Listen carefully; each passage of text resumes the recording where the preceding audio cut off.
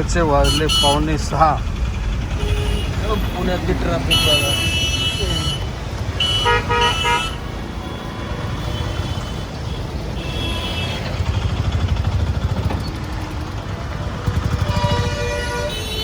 कशी आहे ट्रॅफिक?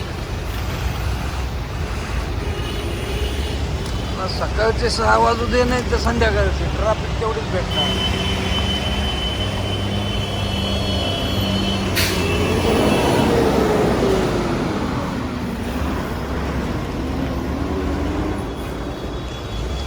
अभी बाहर नहीं जा सकते, नहीं तो दिखा सकते पूरा एकदम.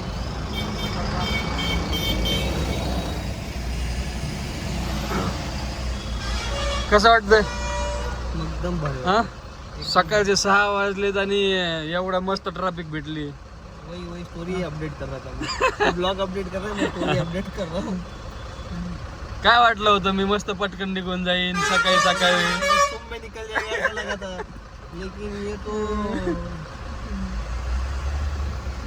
असंच असतंय. गलत काम कर दिया इसने.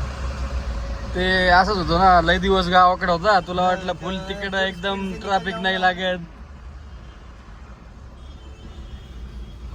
कमीत कमी 200 ते 300 मीटरची ट्रॅफिक आहे. आधीच मागं बी आहे पुढं बी सेम तेवढीच आहे, पण काय उपयोग नाही. हे पुण्यातली ट्रॅफिकचं काही सोल्युशन नाही भेटत.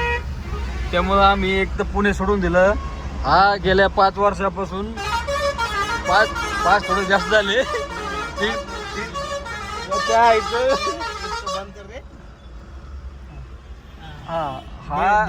हा गेल्या 2 वर्षापासून ह्या ट्रॅफिकला कंटाळून याला शिफ्ट झालाय पुसदला.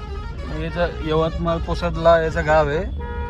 आणि मीच मागल्या वर्षी थांबा मी दाखवतो तुम्हाला.